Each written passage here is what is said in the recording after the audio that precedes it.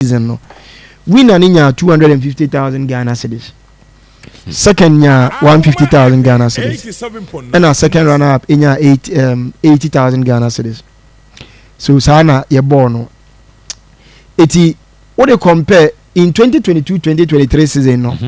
Winner EPK that's last season 300,000 Ghana cedis. Okay. First runner up 150,000 Ghana cedis. And the second runner up 30,000 80,000 Ghana cedis. Now this time winner EPK this time now we win an EPK 500,000 Ghana cedis. Well, from 300 to 500. 300 to 500. 200,000.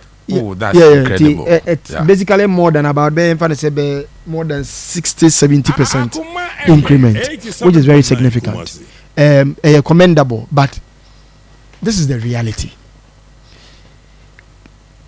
Akwani he's in a campaign mood. Kate, he's in a he's in a campaign mood. Address him well.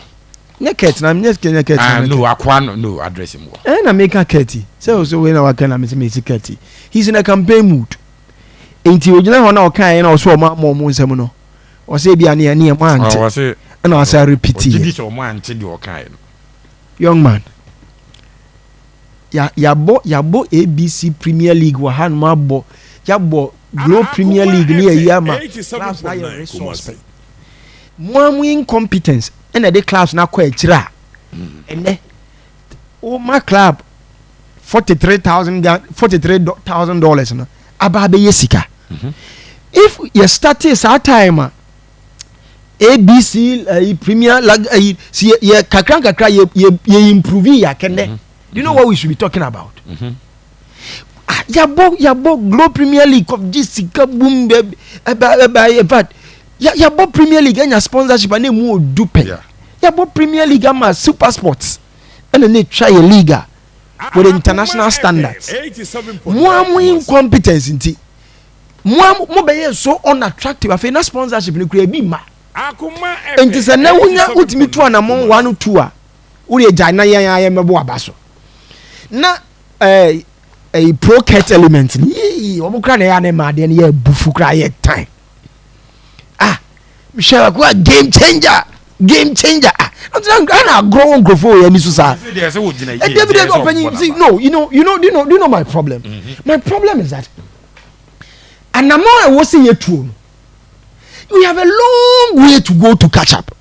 And my Samrani a journey of 1,000 miles begins with the step. Yeah, but when you move that step, we don't. You are commended for that. Oh no, commendation. No, see, also me buy him. What's the paper transfer no born abaso? What's the transfer my born abaso? But I'm saying that we don't become praise singers. We don't hail mediocrity. Adena was so you know. 143,000 now they ma winner no. A chicken feed the ma ali. 43,000 now they ma winner now. What boss season in area how money 43,000 now. Yeah, to game changer. What boss after say hey, mob voice now boy. I'm saying there's a chicken feed. And why are they? But stop gloating. Stop bragging. Now focus on the bigger task of pushing our clubs to the young answer and that's the problem I have with football people no. We hail mediocrity. We be are celebrating mediocrity and my own to me Raph they compare elsewhere and the man be mediocrity but why now they compare why now they compare compare with for instance over last 2 years what last year and what this year an increment of $200,000. I'm saying I didn't get $200,000 please. From 300 to 500. 200 I was MBC. Gaka for the book Gaka Premier Gaka Stofon. Yeah, bisa kujofia. Yeah, bisa say win and Benya say. Now win and Benya say. Now 20,000 Ghana cedis. Good check it 20,000 Ghana cedis in dollars. The winner after a mobile competition, we celebrate mediocrity. Me say, $1,700. The winner of the Gaka Top for now be $1,000.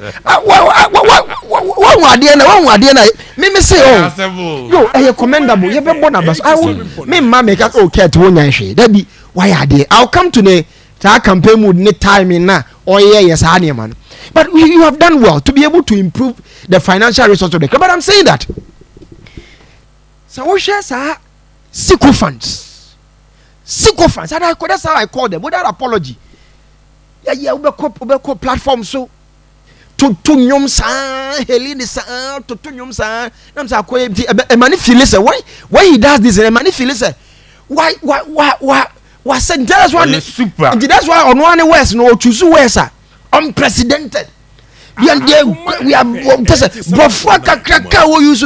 reality you afford $3,000 for winner now dey man no unim ali for ali kwa annual budget o clubs ne person mo compete with those clubs bisa say ali mono they are doing $10 million $20 million per season budget nana ya wo kotoko no na ne budget for one annual ina say na ya $3 million $3 million and okay say the budget or here to run kotoko for 1 year was $3 million. When you give the winner $43,000 abusia so when the task and the responsibility of the clubs now you won't be gloating about this. You people about Sonia catch us opening problems in this song and this old one among back men and Kahoma man for more for empeja un si apakamu ni emfa un twakromu say hey the winner of the Ghana Premier League $43,000. I mean that's not, we are not serious. It is a reason why Sub-Saharan Africa no. Elsewhere they see the bigger problem they are pushing to why a man for pushing cost space a man for free hand cost space na yet to chrome one near a pass and why a tip papa and be for money. That's how that's the mentality of the black man. I'm saying that a man for a project to come and let's not celebrate mediocrity. Yes, why are there based on baby and one baby one, but see the praise singing is too much. Okay. The circumference is too much. The bigger task is that Ghanaian class near impoverished. We are the more obi budget or the ball one season no say $3 million. $3 million no here. Oh mano, Scana can bomb na no na o see the winner no. Omo kika ni nyina bomo including the African na 100 and say $100,000. What kind of a year is this? What kind of a year is this? This is the beginning. Beginning. Can granted them so penny.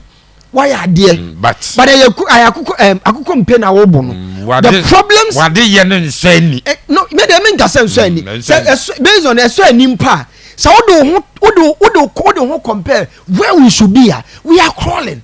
And to push up, don't be basking jubilation and celebration. Yeah. And hey, you didn't hear me. Because of what? To whom matches giving matches require. Right. You have taken that responsibility. Push our clubs there, take them there.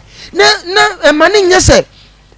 You have over that's what multimedia Ket has overachieved. No more can me one clubs ni yes can players. Mediocrity is this? Yeah, last year issues no so